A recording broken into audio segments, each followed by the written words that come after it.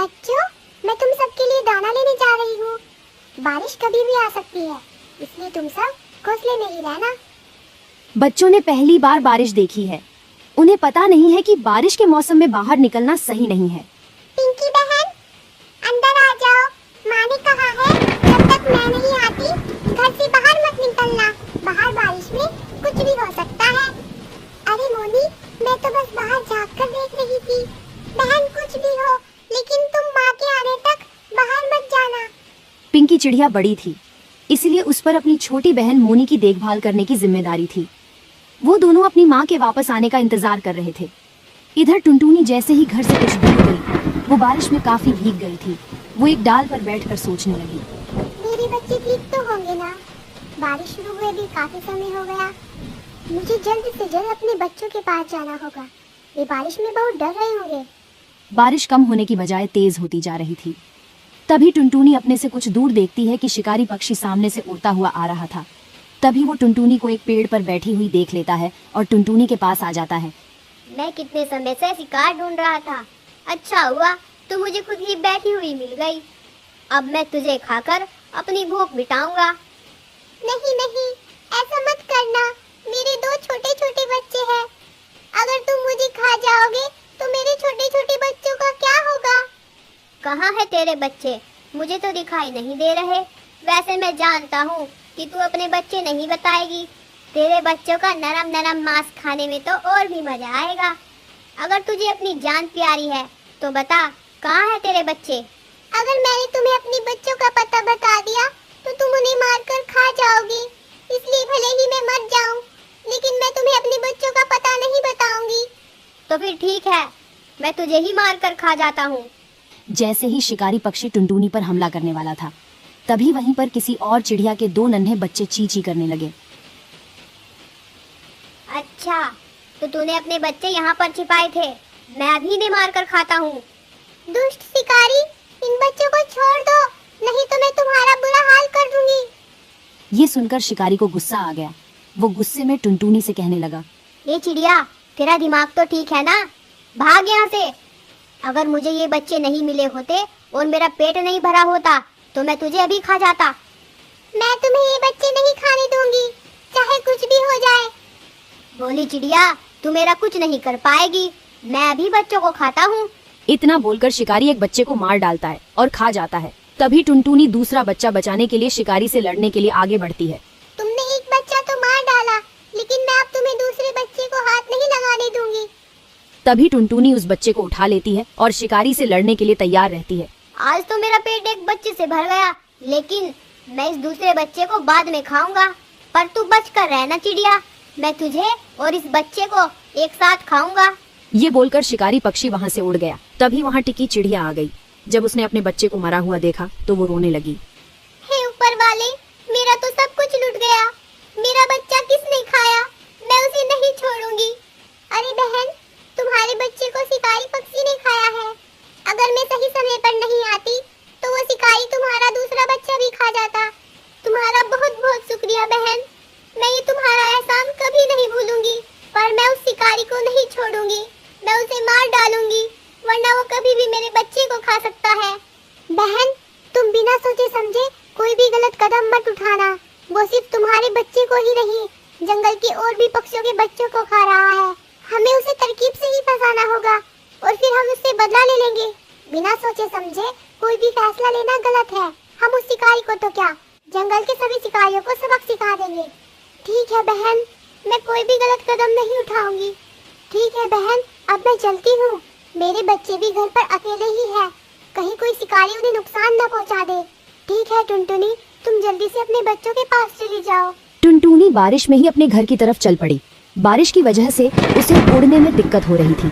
उसके पंख बारिश में भीग चुके थे, लेकिन वो फिर भी चले जा रही थी क्योंकि उसे अपने बच्चों की बहुत फिक्र थी। तभी रास्ते में कुछ ऐसा होता है। वो देखो, इस तेज बारिश में वो चिड़िया चलकर इधर ही आ रही है। ऐसी तेज बारिश में इसे खाने में बड़ा ही मजा आएगा।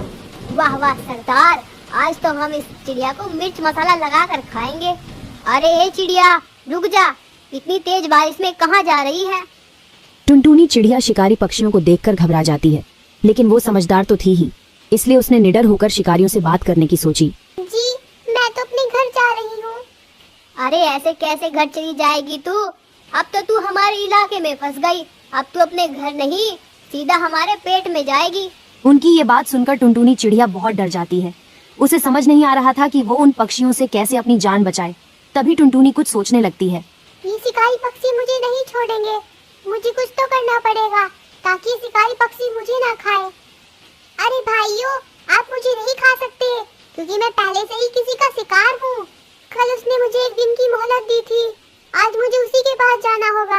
वो जानता है कि मैं इसी इलाके में हूँ। अगर तुम लोगों ने मुझे खा लिया तो वो तुम लोगों को नहीं छोड़ेगा। हा हा हा। भोली चिड़िया, तुझे लगता है कि हम तेरी इन बेतुकी बातों में आ जाएंगे और तुझे आराम से जाने देंगे? किसकी इतनी हिम्मत है कि हमारे होते हुए तुझे अपना शिकार बनाए? इतनी हिम्मत मेरा पति कर सकता है, वही अब मुझे खाने वाला है। कोई अपनी ही पत्नी को कैसे खा सकता है? हमने ऐसा कभी नहीं देखा। सिर्फ मुझे ही नहीं, उसने मेरा एक बच्चा भी खा लिया। वो बहुत खतरनाक है, तुम लोग उसका कुछ नहीं बिगाड़ सकते। बस बस, अब ये सब बोलकर गुस्सा मत दिला। लगता है पहले तेरे पति को ही देखना पड़ेगा। हाँ हाँ, चलो देख लो उनको। अगर है हिम्मत तो उनको हरा देना और फिर मुझे खा लेना। टुनटुनी चिड़िया शिकारी पक्षियों को लेकर उस शिकारी को ढूंढने निकल पड़ी जिसने टिकी के बच्चों को खाया था। टुनटुनी चिड़िया आगे आगे उड़ रही थी और शिकारी पक्षी उसके पीछे पीछे थे, जिससे टुनटुनी चिड़िया कहीं भाग न सके। फिर टुनटुनी चिड़िया उन्हें लेकर उसी शिकारी पक्षी के पास आ गई जिसने टिकी के बच्चे खाए थे। अरे ये तो वही चिड़िया है जिसने मुझे कल एक ही बच्चा खाने दिया था। कल तो ये बच गई, लेकिन आज मैं इसे खाकर ही रहूंगा। तुम लोग यहीं पर रुको। अगर उसने तुम्हें यहाँ देख लिया तो वो समझ जाएगा। मैं उसके पास अकेली जा रही हूँ। जैसे ही वे मुझ पर हमला करे तुम वहाँ पर आ जाना। टुनटुनी चिड़िया उन्हें वहीं छोड़कर शिकारी पक्षी के पास जाती है। आज शिकार मेरे पास खुद ही आ रहा है। आज तो मैं भरपेट खाऊंगा। हाँ हाँ, खा लो मुझे। कल भी तुमने मेरे नन्हे बच्चे को खा लिया। अगर मेरा बच्चा ही इस दुनिया में नहीं रहेगा तो मैं इस दुनिया में जीकर क्या करूँगी? खा लो मुझे, तुम खा लो। अरे उन बच्चों पर तो मेरा अधिकार था, इसलिए मैंने वे खा लिए। शिकारी पक्षी ये सब सुन रहा था। उसे टुनटुनी की बात पर यकीन हो गया था, लेकिन पहले वाले शिकारी को टुनटुनी की बात समझ नहीं आ रही थी कि टुनटुनी उसके पास क्यों आई। फिर भी उसने मौका हाथ से गंवाना सही नहीं समझा। मेरे बच्चों को तो खा लिया, अब तेरी बारी है। शिकारी हमला करने ही वाला था, तभी दूसरे शिकारी पक्षी बीच में आ गए। तू गया काम से, चल हट यहाँ से। ये मेरा शिकार है। तुम लोग कौन होते हो मुझे रोकने वाले? उस चिड़िया पर सिर्फ मेरा अधिकार है, उसका शिकार मैं ही करूँगा। देखो भैया, ये कैसे मुझ पर अपना अधिकार जमाते हैं। अभी पता चल ही जाएगा कि इस चिड़िया का शिकार कौन करेगा। ऐसे उन दोनों में तेज लड़ाई होने लगी। उन दोनों की लड़ाई देखकर छोटे शिकारी वहां से भाग गए। उन दोनों में इतनी तेज लड़ाई हुई कि दोनों घायल होकर जमीन पर ही गिर गए। मजा आया ना? मैंने तुम दोनों को बेवकूफ बनाया। ना ही मैं इसकी बीवी हूँ और ना ही इसने मेरा बच्चा खाया है। मैंने झूठ बोलकर तुम दोनों में झगड़ा करवाया जिससे जंगल के पक्षी आराम से रह सके। वो दोनों पक्षी इतने घायल हो गए कि उनकी मौत हो गई। इनका काम तमाम तो हो गया। अरे इन दोनों के चक्कर में तो मैं अपने बच्चों को ही भूल गई। टुनटुनी तेजी से अपने घोंसले की तरफ निकल पड़ी। जब वो घोंसले के पास गई, उसने देखा उसके घोंसले में तो पानी भर चुका था और उसके बच्चे भी वहाँ नहीं थे। तभी टुनटुनी वहीं बैठकर रोने लगी। हे ऊपर वाले, मेरे बच्चे कहाँ गए? कहीं मेरे बच्चे पानी में तो नहीं डूब गए? तभी वहाँ कालू कौवा आया। अरे टुनटुनी, तुम रो नहीं, तुम्हारे बच्चे बिल्कुल सही सलामत है। जब मैं अपने घोंसले की तरफ जा रहा था तो मैंने देखा कि तुम्हारे घोंसले में पानी भरता जा रहा था और तुम्हारे बच्चे डूबने वाले थे। मैं तुम्हारे बच्चों को वहाँ से निकालकर अपने घोंसले में ले गया। कालू कौवा टुनटुनी को बच्चों के पास ले जाता है।